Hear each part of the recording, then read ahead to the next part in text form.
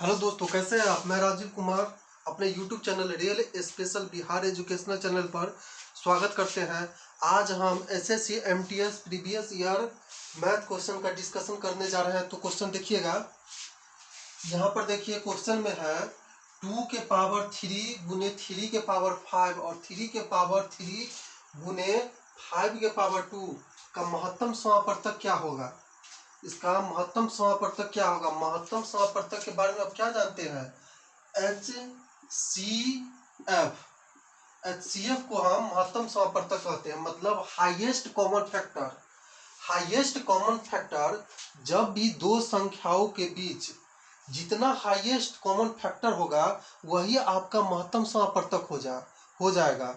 दो संख्याओं के बीच जितना हाईएस्ट कॉमन फैक्टर होगा वही आपका महत्तम समापवर्तक हो जाएगा। अब देख लीजिए, हाईएस्ट कॉमन फैक्टर मतलब कि दो संख्याओं के बीच जितना कॉमन आ जाएगा उस सबका मल्टीप्लाई हम कर देंगे, वही आपका महत्तम समापवर्तक हो जाएगा। अब यहाँ पर देखिए 2 के पावर 3 यहाँ पर है और 2 के पावर 3 यहाँ पर है। यहाँ पर देख लीजिए, यहाँ पर 2 का पावर 3 कहीं पर नहीं है। तो हम दोनों में कैसे हम कॉमन निकाल पाएंगे, कैसे हम हाईएस्ट कॉमन निकाल पाएंगे। देख लीजिए, जब ये दोनों ये जो है 2 के पावर 3 जो है इसमें नहीं है, जब इसमें नहीं है तब दोनों में कैसे कॉमन निकाल पाएंगे। अब हटा दीजिए, इसका कोई काम नहीं है। अब देख लीजिए 3 के पावर 5 और 3 के पावर 3, यहाँ पर 3 इसमें भी है और इसमें भी है। तो हम ये दोनों में हाईएस्ट कॉमन फैक्टर खोज सकते हैं। आप 5 को भी 5 देख लीजिए, 5 यहाँ पर है और यहाँ पर नहीं है, तो इसको भी छाट दीजिए। तो हम हाईएस्ट कॉमन फैक्टर किसमें खोजेंगे, 3 के पावर 5 और 3 के पावर 3। क्वेश्चन को पहले आराम से समझ लीजिए, बहुत आसान क्वेश्चन है, लेकिन एक बार आप समझ लीजिए। 3 के पावर 5 को हम क्या लिख सकते हैं, 3 को 5 बार हम मल्टीप्लाई करके लिख सकते हैं, गुना करके। 3 गुने 3 गुने 3 गुने 3 गुने 3। अब यहाँ पर देखिए इसमें 3 के पावर 3 है। अब यहाँ पर देख लीजिए, इसको हम लिख सकते हैं 3 गुने 3, मतलब 3 को 3 बार मल्टीप्लाई कर देंगे। अब यहाँ पर देखिए महत्तम समापवर्तक HCF मतलब हाईएस्ट कॉमन फैक्टर, मतलब दोनों संख्याओं के बीच सबसे अधिक कॉमन क्या आ रहा है। अब देख लीजिए, यहाँ पर 2 था, यहाँ पर 2 नहीं था तो इसको हटा दे। यहाँ पर 5 था, यहाँ पर 5 नहीं था तो 5 को हटा दे। यहाँ पर 3 है, यहाँ पर भी 3 है। अब इसी दोनों में हम हाईएस्ट कॉमन फैक्टर चुनेंगे। अब देख लीजिए, यहाँ पर 1 2 दोनों आपस में कॉमन है और यहाँ पर भी ये दोनों 3 आपस में कॉमन है। ये 3 दोनों कॉमन है, ये 3 दोनों कॉमन है और ये 3 दोनों कॉमन है। अब देख लीजिए 3 गुने 3 बच गया, ये दोनों में कॉमन नहीं है, इसलिए इसको छोड़ देंगे। तो HCF क्या हो जाएगा, HCF मतलब हाईएस्ट कॉमन फैक्टर। दोनों में कॉमन क्या है, सबसे ज्यादा अधिक कॉमन कौन सा संख्या है। यहाँ पर 2 3 और 3 कॉमन है तो 3, यहाँ पर 3 और 3 कॉमन है तो यहाँ पर 3 यानी 3, यहाँ पर 3 और 3 कॉमन है तो यहाँ पर भी 3 हो जाएगा, यानी 3 के पावर 3 हम लिख सकते हैं। 3 गुने 3 गुने 3 के पावर 3 हो जाएगा। यही आपका आंसर हो जाएगा। अब आगे इस तरह का क्वेश्चन आएगा तो आप आराम से सॉल्व कर दीजिएगा। चलिए नेक्स्ट प्रश्न देखते हैं।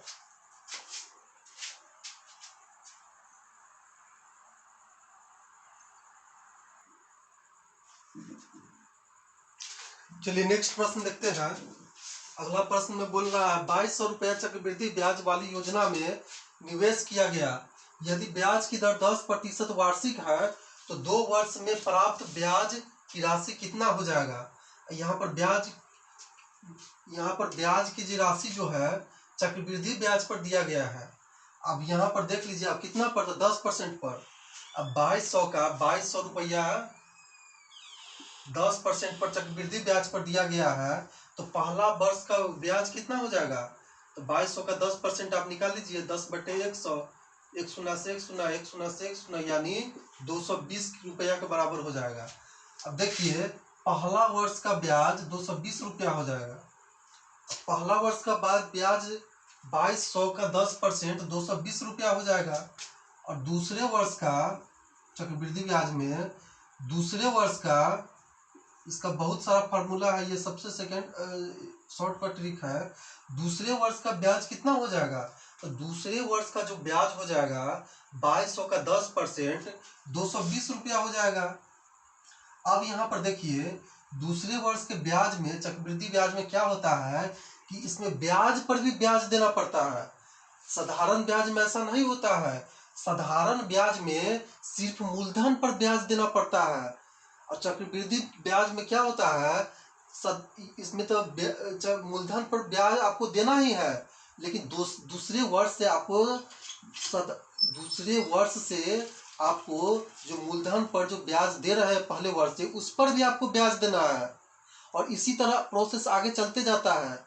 अब यहाँ पर देख लीजिए दूसरे वर्ष में मूलधन पर ब्याज कितना हो जाएगा, चक्रवृद्धि ब्याज मूलधन पर दूसरे वर्ष में ब्याज 220 हो जाएगा, जो हमेशा कांस्टेंट चलते जाएगा।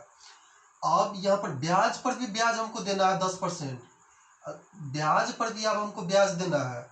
अब कितना परसेंट वार्षिक ब्याज है, तो 10%, तो 220 का 10% अगर करेंगे तो 10/100 हो जाएगा। 1 शून्य से 1 शून्य 1 शून्य से 1 शून्य, यानी 22 रुपया हमको 220 जो हमारा पहले वर्ष का ब्याज है, उस पर भी हमको ब्याज देना पड़ा 10% के हिसाब से। अब टोटल जोड़ लीजिए, वही आपका 2 वर्ष का टोटल ब्याज आ जाएगा, चक्रवृद्धि ब्याज। अब इसको हटा दीजिए यहाँ से, अब यहाँ पर जोड़िएगा तो हो जाएगा 462 रुपया। यही टोटल 2 वर्ष का चक्रवृद्धि ब्याज हो जाएगा, यही आपका आंसर हो जाएगा। चलिए नेक्स्ट प्रश्न देखते हैं। एक बात और हम आप लोगों से बोलना चाहते हैं। YouTube का एक नया नियम है, YouTube का एक नया नियम है। हम लाइव आने की कोशिश किए थे। YouTube का एक नया नियम है, अगर आपका जब तक 1000 सब्सक्राइबर नहीं पहुंचेगा, तब तक कोई भी नया यूट्यूबर अपने YouTube पर लाइव क्लास नहीं ले सकता है। तो हम आप लोग से निवेदन करते हैं, आप हमारे चैनल को लाइक करिए या नहीं करिए, लेकिन एक बार हमको लाइव आने का मौका जरूर दीजिए। इसके लिए आपको हमारे चैनल को सब्सक्राइब करना होगा, और अगले क्लास के नोटिफिकेशन के लिए चैनल के बगल में जो बेल आइकन है उसको प्रेस करना होगा। तो हमको जल्दी से जल्दी 1000, जब तक हम सब्सक्राइबर पूरा नहीं करते हैं तो यूट्यूब हमको मतलब लाइव क्लास करने के लिए कोई चांस नहीं देगा।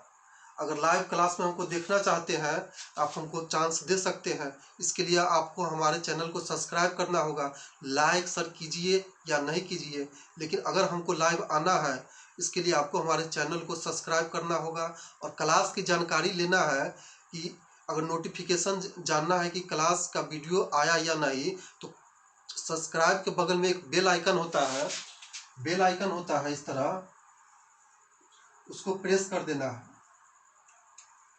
तो देखिए नेक्स्ट प्रश्न देखते हैं।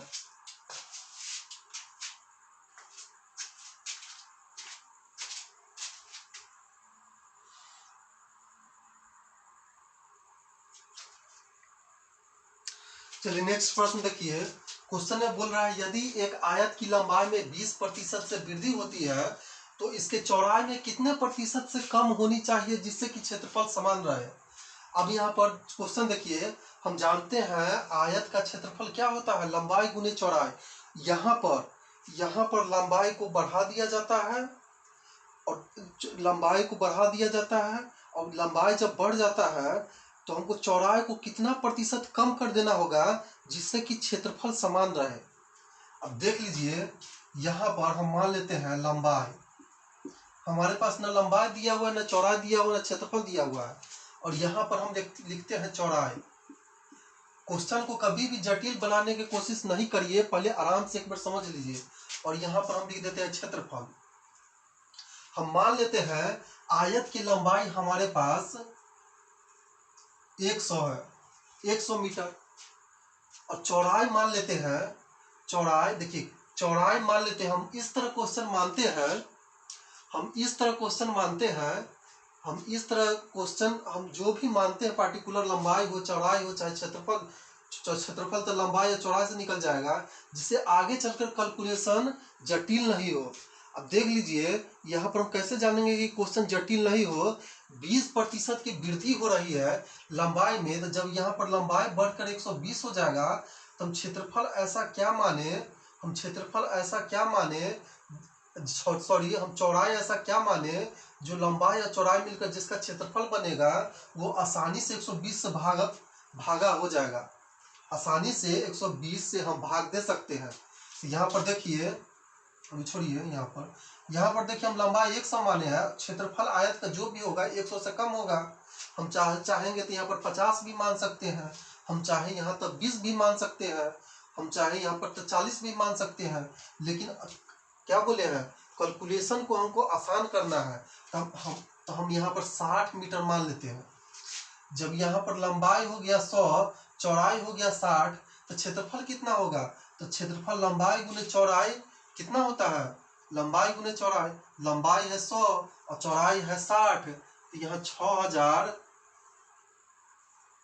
मीटर प्रति सेकंड हो जाएगा। अब इतना यहाँ पर हम मीटर नहीं लिखेंगे, यहाँ पर मीटर नहीं, यहाँ पर मीटर स्क्वायर नहीं लिखेंगे, इतना लिखना नहीं है, क्योंकि हमको सिर्फ पता करना है कि इस चौड़ाई में कितना प्रतिशत की कमी करें, इस चौड़ाई में कितना प्रतिशत की कमी करना है। अब देख लीजिए क्या आगे क्वेश्चन में बोल रहा है कि क्षेत्रफल वही रहता है, क्षेत्रफल वही रहता है, लेकिन लंबाई 20% बढ़ जाता है, तो लंबाई 20% बढ़ करके 120 हो जाएगा। अब देख लीजिए क्षेत्रफल जब 6000 है और लंबाई 120 है, तो चौड़ाई कितना हो जाएगा। हम जानते हैं आयत का क्षेत्रफल होता है लंबाई गुने चौड़ाई, लंबाई गुने चौड़ाई बराबर क्षेत्रफल के बराबर। तो क्षेत्रफल हमको दिया हुआ है 6000 और लंबाई बट्टे लंबाई हो जाएगा 120 के बराबर, 120 जो चौड़ाई के बराबर हो जाएगा। क्वेश्चन को एक बार आराम से समझिए। अब यहाँ पर आप काटिएगा तो यहाँ पर आ जाएगा 50, तो देख लीजिए यहाँ पर क्षेत्रफल 50 आ गया। ये क्वेश्चन 30 सेकंड से ज्यादा का नहीं है, समझे ना, एक बार आप समझ लीजिए ध्यान से। क्षेत्रफल चौड़ाई कितना आ गया, 50 आ गया। चौड़ाई जब 50 आया, अब देखिए पहले चौड़ाई 60 था, अब 50 आ रहा है, तो चौड़ाई में हम कितना कम कर रहे हैं, चौड़ाई कितना कम हो रहा है, चौड़ाई 10 कम हो रहा है।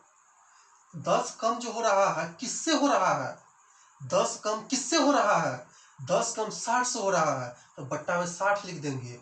और प्रतिशत में बदलने के लिए किसी भी संख्या को हम 100 से मल्टीप्लाई करते हैं, इस बात को आप ध्यान से एक बार समझ लीजिए।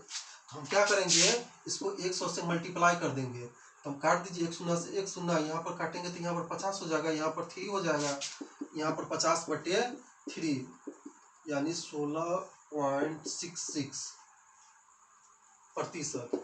ये आपका आंसर हो जाएगा, आंसर नंबर 4। अब चलिए नेक्स्ट प्रश्न देखिए।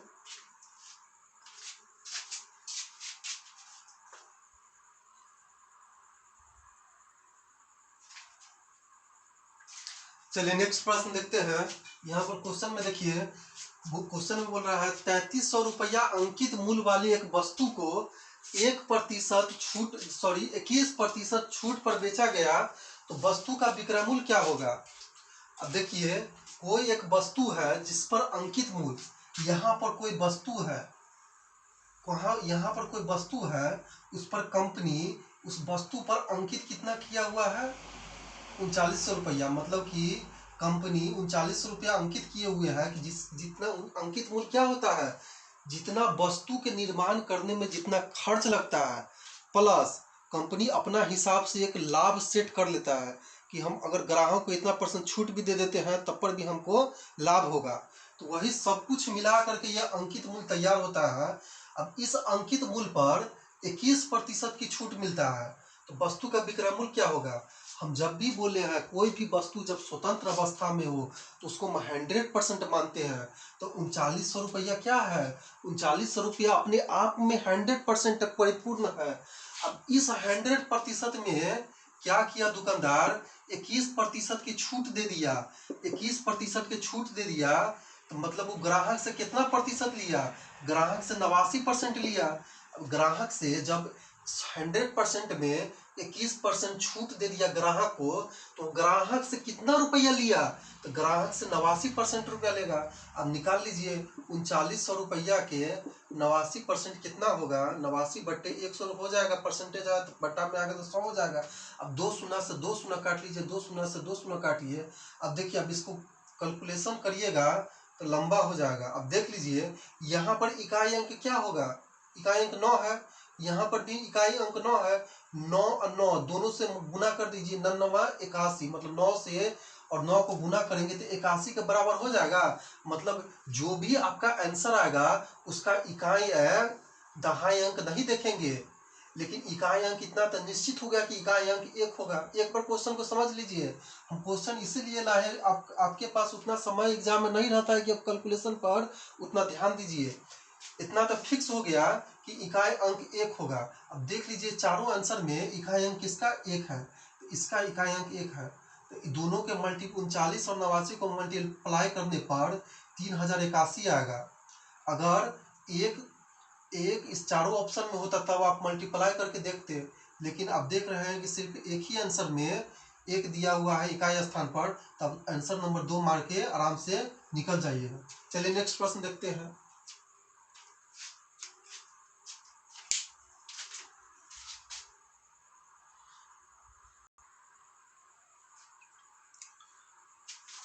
चलिए नेक्स्ट प्रश्न देखते हैं।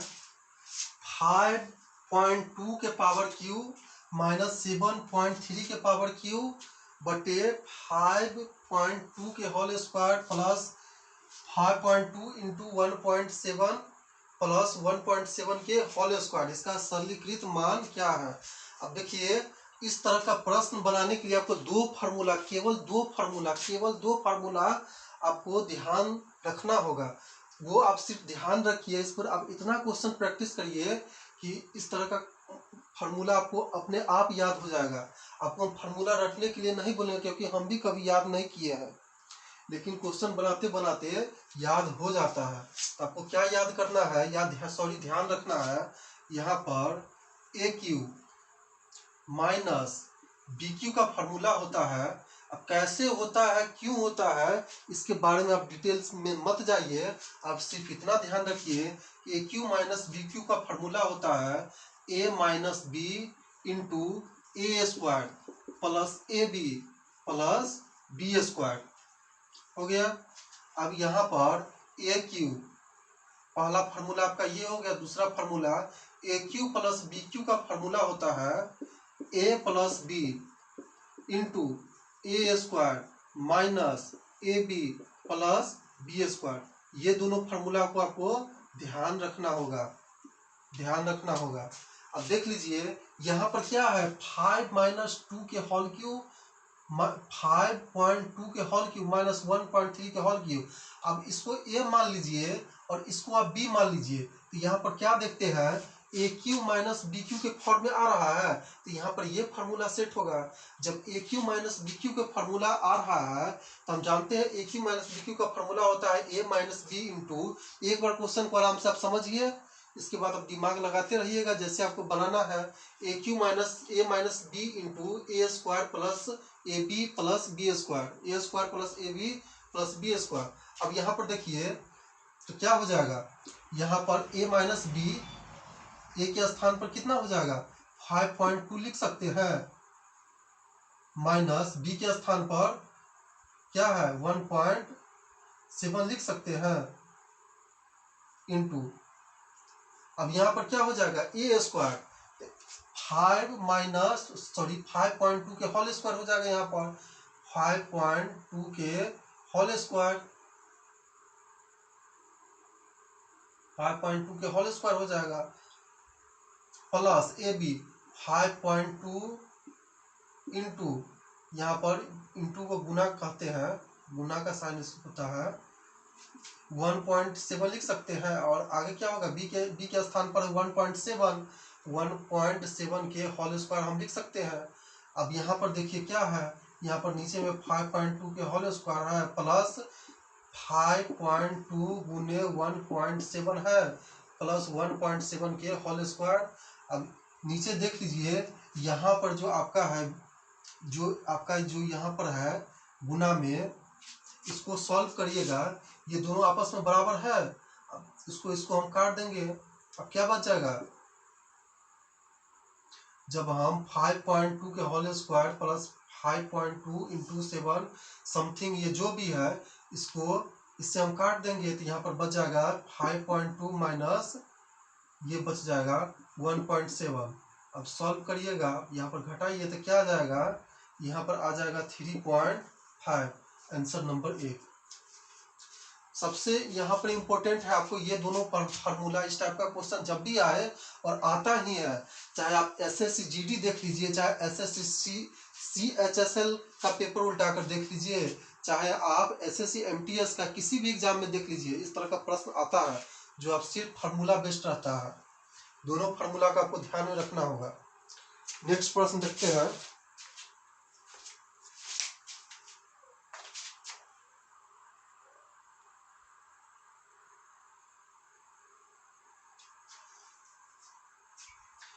चलिए नेक्स्ट प्रश्न देखते हैं। क्वेश्चन बोल रहा है, यदि 6 वस्तुओं का क्रय मूल्य 9 वस्तुओं के विक्रय मूल्य के बराबर है तो हानि का प्रतिशत क्या होगा। अब देख लीजिए, हमको न क्रय मूल्य मालूम है न विक्रय मूल्य हमको मालूम है कि क्या होगा। जब भी इस तरह का प्रश्न आए तो ऐसा आप जाल नहीं बुनिएगा कि कैलकुलेशन के उस जाल में आप खुद ही फंस जाए। जब भी इस तरह का प्रश्न आए तो यहाँ पर कितना वस्तु है, यहाँ पर 6 वस्तु जिसका क्रय मूल्य दिया हुआ है 9 वस्तु के विक्रय मूल्य के बराबर है। तो यहाँ पर 6 और यहाँ पर जो 6 है, यहाँ पर जो 9 है, इसका हम क्या करेंगे, यहाँ पर एलसीएम ले लेंगे। एलसीएम हम लेंगे 6 और 9 का, तो यहाँ पर 18 आ जाएगा। 18 आ जाएगा, 18 आ जाएगा। अब यहाँ पर क्या होगा, 18 क्या है, 18 क्या है, 18 हम मान लेते हैं 6 वस्तु का क्रय मूल्य है और 9 वस्तु का विक्रय मूल्य है। कितना है, 18 रुपया हम मान लेते हैं। हमको सिर्फ हानि का प्रतिशत से मतलब है कि 6 वस्तु का जो क्रय मूल्य है 9 वस्तु के विक्रय मूल्य के बराबर, तो उसमें हमको हानि क्या हो रहा है इस हिसाब से बेचने पर। अब देख लीजिए, क्वेश्चन को आप एक बार आप समझ लीजिएगा तो इस क्वेश्चन को बनाने में आपको 20 सेकंड से ज़्यादा समय नहीं लगेगा, इसलिए आप एक बार आराम से समझ लीजिए। देखिए क्या है, यहाँ पर 6 वस्तु है, 6 वस्तु है। आपको एग्जाम में वस्तु नहीं लिखना पड़ेगा, आप सिर्फ 6 लिख सकते हैं। हम समझाने के लिए आपको इतना लिखना पड़ रहा है, हमको आपको समझाने के लिए हमको लिखना पड़ रहा है। अब 6 वस्तु का क्रय मूल्य कितना है, 18 रुपया। तो एक वस्तु का कितना हो जाएगा, एक वस्तु का 6 3 18 यानी 3 के बराबर हो जाएगा, 3 रुपया के बराबर। अब देख लीजिए यहाँ पर ये किसके बराबर है, ये बराबर है 9 वस्तु के विक्रय मूल्य के बराबर, 9 वस्तु के विक्रय मूल्य के बराबर।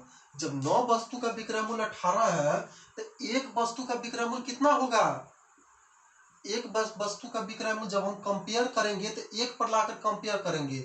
इससे नहीं पता कर सकते हैं कि 6 वस्तु और 9 वस्तु, यहाँ पर वस्तु डिफरेंट है, तो हम लाभ हानि कैसे हम कंपेयर करेंगे। तो हम इसको हमको पहले बराबर करना होगा, बराबर करेंगे तब ना हम कंपेयर करेंगे कि एक वस्तु को खरीदने में हमको इतना रुपया लगा और दूसरे वस्तु को बेचने में हम इतना में बेचे, तो इस बीच में हमको हानि क्या हुआ, लाभ क्या हुआ।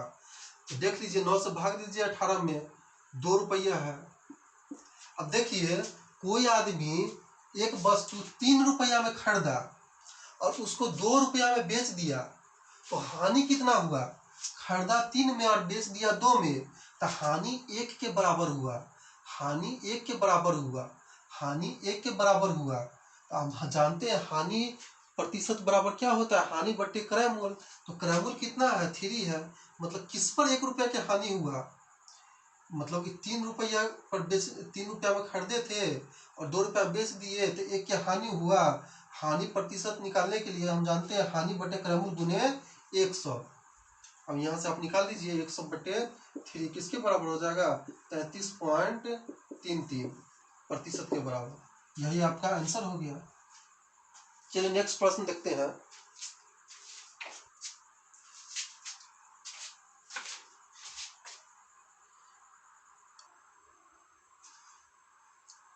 चलिए अब नेक्स्ट प्रश्न देखते हैं।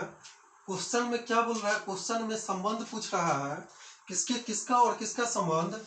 √5 बोल रहा है, √5 बड़ा है स्क्वायर, सॉरी √5 बड़ा है Q√9 से। अब देखिए सिर्फ इसी दोनों में कंपेयर किया गया है। एक तरफ इसको बड़ा, एक तरफ √5 को बड़ा बता रहा है और दूसरा तरफ Q√9 बता रहा है बड़ा है, और तीसरे तरफ ये दोनों को बराबर बता रहा है। तो हमको कंपेयर करना है, इसी दोनों को कंपेयर करना है। अब देख लीजिए यहाँ पर √5 को हम 5 के पावर 1/2 लिख सकते हैं। कैसे? अब यहाँ पर 2 पॉइंट आप ध्यान में रखिए। अब मान लीजिए a के पावर √2 है, तो उसको हम क्या लिख सकते हैं? √a लिख सकते हैं। a के पावर 1/√3 है, तो इसको Q√a लिख सकते हैं। इसी तरह अब देख लीजिए यहाँ पर Q√9 है, पावर में क्या आ जाएगा? 9 के पावर 1/3 आ जाएगा। अब हमको बताना है ये दोनों संख्या में, दोनों में से कौन बड़ा है, कि दोनों आपस में बड़ा है, ये हम नहीं जानते हैं। लेकिन हम इतना जानते हैं, इसका एक ट्रिक है। हमको पता करने, जब भी हमको पता करना होगा तो हम क्या करेंगे, यहाँ पर जो भी संख्या है नीचे में, मतलब कि इसको बोलते हैं हर, इस नीचे में जो भी संख्या है दोनों के नीचे में, पावर के नीचे में जो भी संख्या है, तो दोनों को हम क्या करेंगे, दोनों को हम एलसीएम ले लेंगे।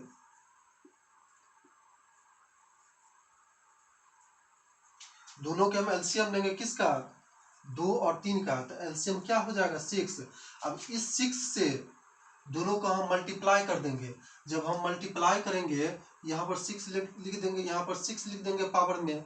अब मल्टीप्लाई करिए, यहाँ पर कट करके 3 हो जाएगा और यहाँ पर कट करके 2 हो जाएगा। यहाँ पर 3 होगा तो यहाँ पर 5 के पावर 3 होगा। अब देख लीजिए 5 के पावर जब 3 होगा, तब अब 5 के पावर 3 क्या होता है? 5 की क्यूब 125 के बराबर। और यहाँ पर क्या हो जाएगा? 9 के स्क्वायर हो जाएगा। 9 के स्क्वायर क्या होता है? 81 के बराबर।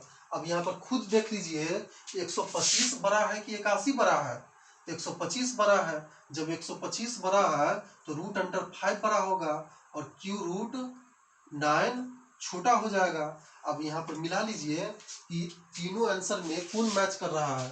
तो तीनों आंसर में पहला आंसर आपका मैच कर रहा है, ये आपका आंसर नहीं है, आंसर आपको यहाँ पर देना है। तो केवल एक सिर्फ यही मैच कर रहा है, तो यही आपका आंसर हो जाएगा, फर्स्ट नंबर। चलिए नेक्स्ट प्रश्न देखिए।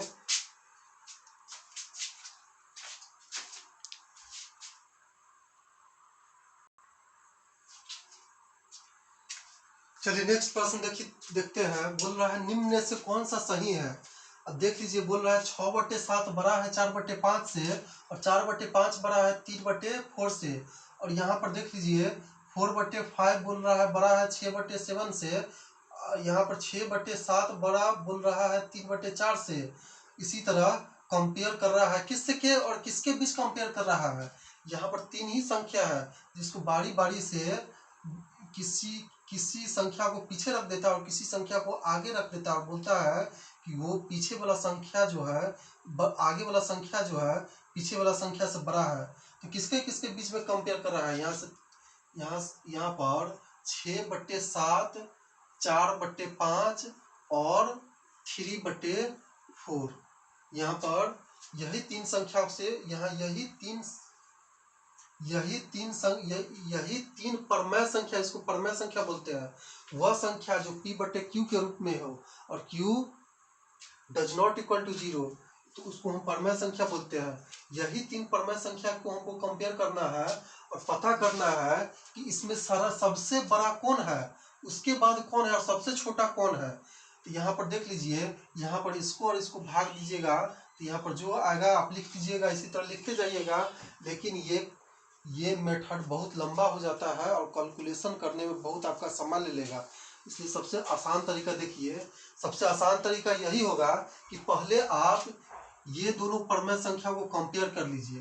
तो हम दोनों परमेय संख्या को जब कंपेयर करेंगे तो हम क्या करेंगे, क्रॉस मल्टीप्लिकेशन करेंगे, यानी उल्टा गुना। 5 को 6 से गुना कर देंगे और यहाँ पर लिख देंगे, और 7 को 4 से गुना कर देंगे और यहाँ पर लिख देंगे। हम जब 5 को 6 से गुना करेंगे तो 6 पंचे 30 हो जाएगा, यहाँ पर लिख देंगे। और जब 7 को 4 से गुना करेंगे तो 7 चौक 28 हो जाएगा, यहाँ पर लिख देंगे। अब देख लीजिए यहाँ पर 30 आ रहा है और यहाँ पर 28 आ रहा है। तो इससे तो साबित हो गया कि 6/7 जो है, 6/7 4/5 से बड़ा है, 4/5 से बड़ा है। इससे तो साबित हो गया। अब हमको क्या करना है, अब यहाँ पर 3/4 से हमको अब कंपेयर करना है कि ये दोनों में कौन बड़ा है। अब हमको अब इस दोनों में कंपेयर करना है कि ये दोनों परमेय संख्या में आखिर कौन सा संख्या बड़ा होगा। तो यहाँ पर भी हम वही मेथड अपनाएंगे। यहाँ पर वही मेथड क्या हम अपनाएंगे, क्रॉस मल्टीप्लिकेशन करेंगे। जब हम क्रॉस मल्टीप्लिकेशन करेंगे तो 4 से हम 4 को गुना कर देंगे और यहाँ पर लिख देंगे, और 5 को 3 से गुना कर देंगे और यहाँ पर लिख देंगे। जब हम 4 को 4 से गुना कर देंगे तो 16 आ जाएगा। अब 5 को हम 3 से गुना करेंगे तो 15 आ जाएगा, 5 तिहाई 15। अब देख लीजिए यहाँ पर 16 बड़ा है किससे, 15 से।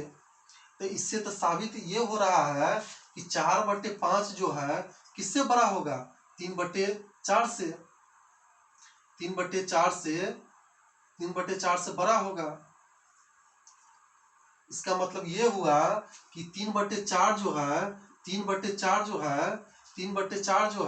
4/5 से छोटा होगा। जब 4/5 से 3/4 छोटा होगा तो 6/7 से निश्चित है कि उससे भी छोटा हो जाएगा, क्योंकि पहले प्रमाणित हो चुका है कि 4/5 से बड़ा क्या है, 6/7। इसको हम लिख सकते हैं 6/7 बराबर हो जाएगा, बड़ा हो जाएगा 4/5 से, और 4/5 बड़ा हो जाएगा 3/4 से। अब आप आंसर में मिला दीजिए कि चारों आंसर में कौन सा आपका आंसर मिलता है, फर्स्ट नंबर मिलता है। आप इसी तरह सॉल्व करिएगा एग्जाम में, आपका मात्र 10 सेकेंड में आपका क्वेश्चन सॉल्व हो जाएगा। अब चलिए नेक्स्ट प्रश्न देखते हैं।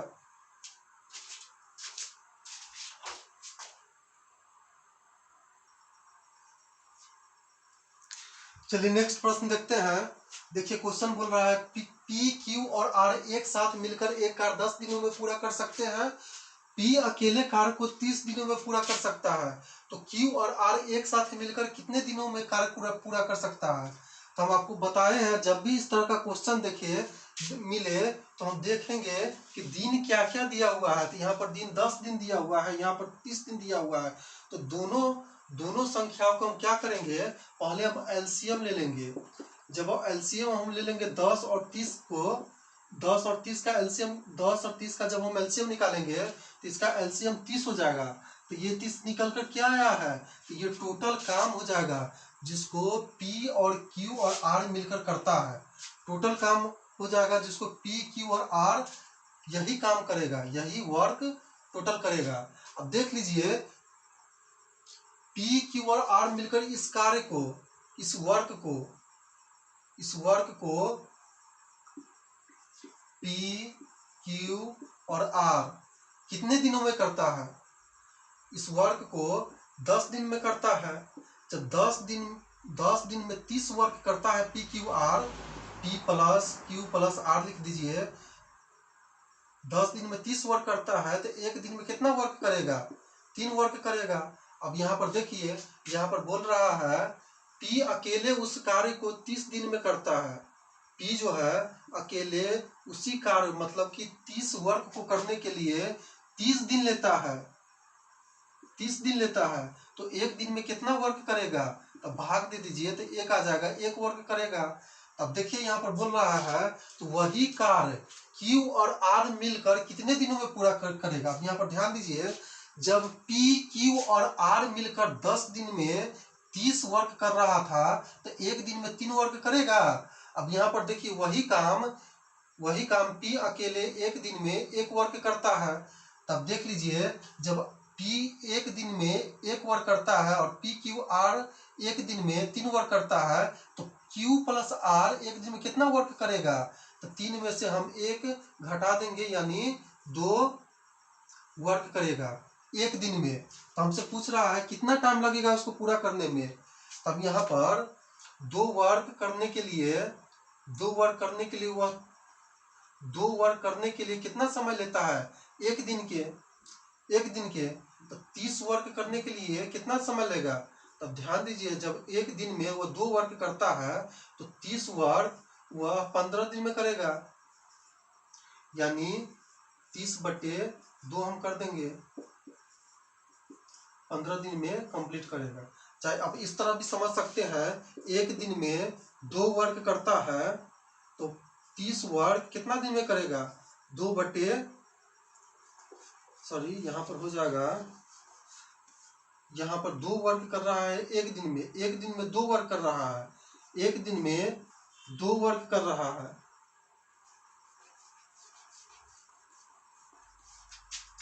2 वर्क एक दिन में कर रहा है, 2 वर्क एक दिन में कर रहा है।